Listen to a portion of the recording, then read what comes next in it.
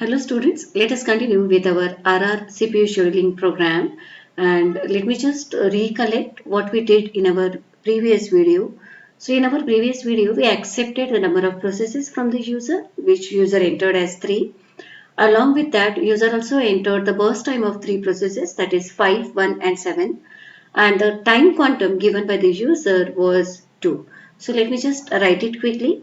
So this was the scenario before our do while loop in my previous video. Now let us check this do while loop. Do while loop, when we use this do while loop, what is the main advantage of do while loop?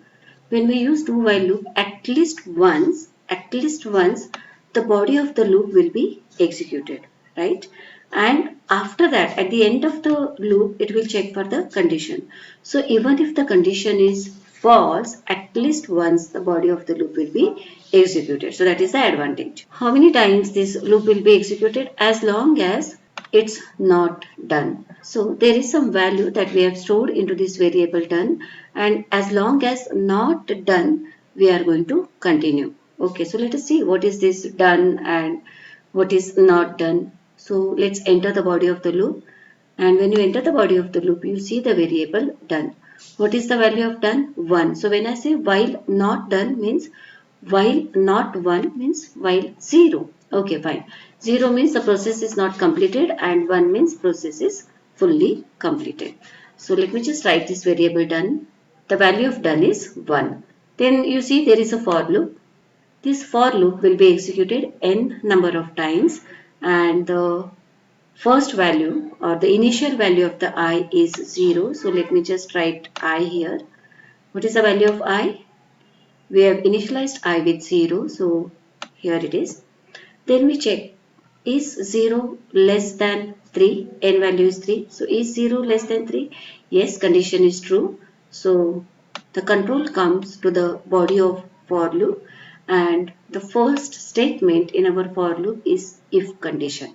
And what is there in if condition? We check the remaining time. The remaining time of 0, is it greater than 0? So what is RT of 0? It's 5. Is 5 greater than 0? Yes, the condition is true. This condition is true. Since the condition is true, we enter the body of our if condition. And what have we done here? And what are we doing here? We are changing the value of done to 0. So now the value of done is not 1, but value of done is 0. Fine. After that, there is one more if condition. And what are we checking? This is a nested if. So what are we checking in this one more if condition or the inner if condition? We are checking the remaining time of 0. Is it greater than TQ? Remaining time, that is RT of 0 is 5. Is 5 greater than 2? TQ is 2. So this condition is also true. This condition is also true. So what are we doing? We are adding that TQ into our time variable. So whatever was the previous value of time, to that previous value TQ is added. So I hope you remember. If you don't remember, you can just go back and check my previous video. Time variable was initialized to 0 for the first time. So time was 0, and what are we doing here? We are adding TQ. So what is TQ? TQ is 2. So 0 plus 2. So the new value of time is now 2. It simply means that the process got executed for 2 units or 2 milliseconds. Then since out of 5 process got executed for 2 milliseconds, what is the remaining time of that process? 3, 5 minus 2. So that is what we are doing. What are we doing? We are saying that remaining time, that is RT of 0, is equal to RT of 0 minus TQ. So we are saying 5 minus 2. So what is the new value of RT of 0? The new value of RT of 0 is 3. That is our remaining time. Fine. If the condition would have been false, the control would have come to else statement. But since the condition was true, the control comes to the closing brace of the for, and from here control goes back to the beginning of the for loop. I takes the new value. The new value of I is 1. I plus plus means 1. Again it checks the condition. Is 1 less than 3? Yes, true. Then it enters the body of the loop and it checks the remaining time of 1 is greater than 0. So what is RT of 1? RT of 1 is 1. Is 1 greater than 0? Yes, condition is true. So we say done is equal to 0. Okay, so done is equal to 0. Fine. Then the control comes to the nested if condition, and here we check if RT of 1 is greater than TQ. RT of 1 is 1, TQ is 2. Is 1 greater than 2? No, condition is false. So this condition is false. Now since this condition is false, the control comes to the else part. And what are we doing in else part? We are saying that time is equal to time plus RT of I. What was the time? Time was 2. And what is RT of 1? 1. So 2 plus 1 is 3. Then from here, the control comes down and it calculates the waiting time. So what is the waiting time of WT of 1? Or what is the waiting time of our second process? So let me just write here waiting time. And then, so since there is nothing, I'll just denote it with 0. And now we have calculated the waiting time. And what is the waiting time? Time minus BT of I. Time is 3 and BT of I is 1 here. What is BT of I? 1. So 3 minus 1 is how much? 3 minus 1 is equal to 2. Right? So this is 2. This is subscript 1 for second process. From here, now we are saying RT of I is equal to 0. So now RT of 1 was 1, but now it is 0. There is no remaining time for our second process. Then again the control comes here and goes back to the beginning of the for loop. I takes the next value and the next value of I is 2. Fine. Then it checks, is 2 less than 3? Yes, 2 is less than 3. Condition is true. Then the control comes to the beginning of the body of the loop, for loop.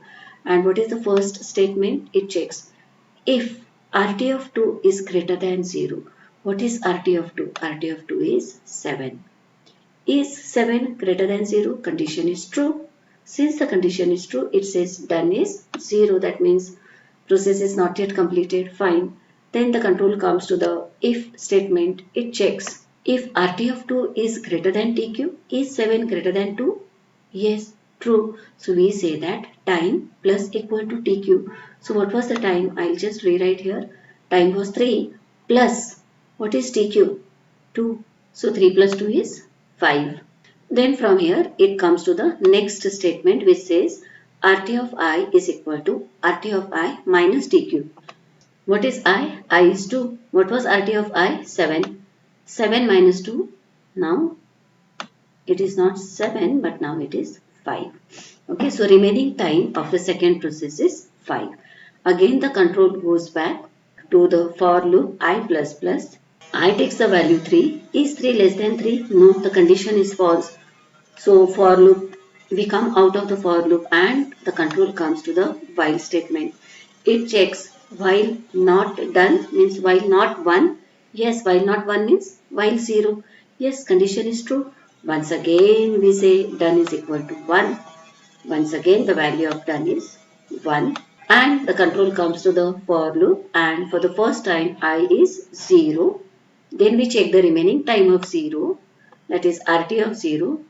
What is RT of 0? 3. Is it greater than 0? Yes, condition is true. So now we change the value of done from 1 to 0. Fine. Then it comes and checks the condition. If RT of 0 is greater than TQ, is 3 greater than 2? Yes. Then what we do? Condition is true. So we say that time is equal to time plus TQ. Time was 5.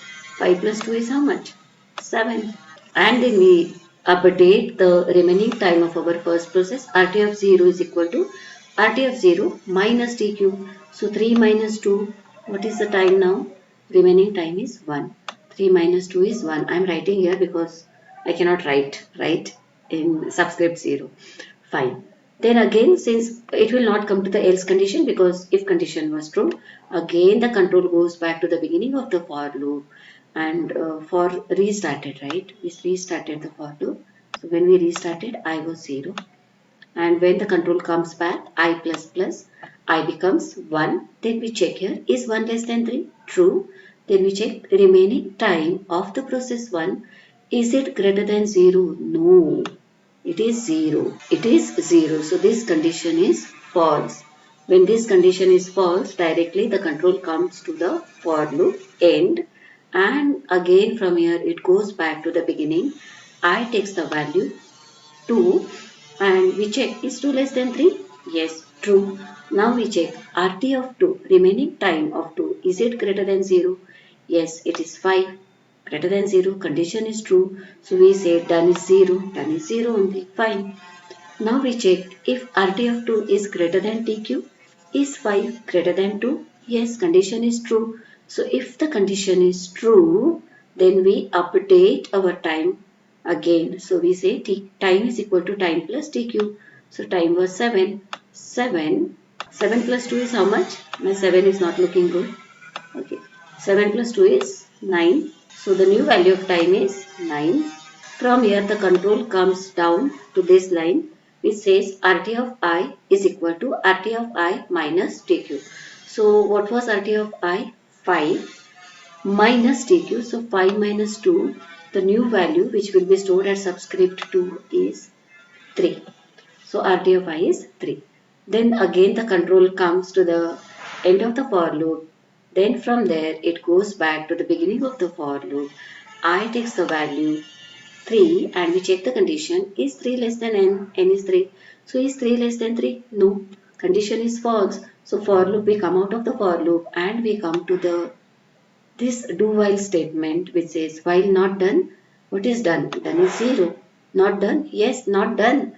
Again the control goes back to the beginning of the loop and the new value of done is now, once again we initialize done with 1 here, right? So done is 1. Again we enter the for loop. So this for loop we restart with I value. I is 0. Then we check, is 0 less than 3? Yes. Now we check RT of 0. So what is RT of 0? 1. So we check, is RT of 0 greater than 0? Yes, it is greater than 0. It is 1. Fine. So we say done is equal to 0. So now done is not 1 but done is 0. Then the control comes to the next if condition. We check if RT of 0 greater than TQ. No. RT of 0 is 1, TQ is 2. So this condition is false. Control comes to the else statement and we update the time. We say time is equal to time plus RT of 0. RT of I is, so 9 plus 1. So time is 10. The new value of time is 10 and we calculate the waiting time of 0. So WT of I is time minus BT of I. So what was WT of I? It was 0 for the first time. So we say time is 10 minus 5. So what is waiting time of first process? It is 5. 10 minus 5 is 5. Okay, then again the control goes back to the for loop. I takes the new value 1 and we check, is 1 less than 3? Yes. Then we check if RT of 1 greater than 0. No, it is 0. It is 0. Here also it is 0 now. So we say it is 0. So when it is 0, this condition is false. Again the control comes to the for loop. It comes down to the end of the for loop. From there the control comes back to the beginning of the for loop. I plus plus I takes the new value 2 and we check, is 2 less than 3? Yes. Then we check the condition. If RT of 2 is greater than 0, what is RT of 2? 3. Is it greater than 0? Yes. Then we say done is equal to 0. Okay, done is 0. Then we check if RT of 2 is also greater than TQ. Is 3 greater than 2? Yes, condition is true. So we update our time and the new value of time is 10 plus 2 which is 12. And this will be continued till our third process will be fully executed and it will calculate the waiting time of third process. Okay, so I will not do that because it is very time consuming process and I hope you have understood how exactly this do while loop works. Then as per our previous previous CPU scheduling algorithm, this for loop will calculate the turnaround time of each and every process. And here we will print the headings process, BT, WT and TAT. And next you see there are two variables total waiting time and total turnaround time. And this for loop is used to calculate the total waiting time and total turnaround time of the process as per our previous CPU scheduling algorithms. And we are also printing the process number, actual waiting time, actual turnaround time of each and every process. So burst time, waiting time and turnaround time of each and every process. Then we also calculate the average waiting time and average turnaround time, and we display those average waiting time and average turnaround time in these two printf statements. Return 0 because we had mentioned int main. That's all about RR scheduling. So do while loop in RR scheduling was very important because the main logic of our RR scheduling was there in our do while loop. That's all for the day. Thank you.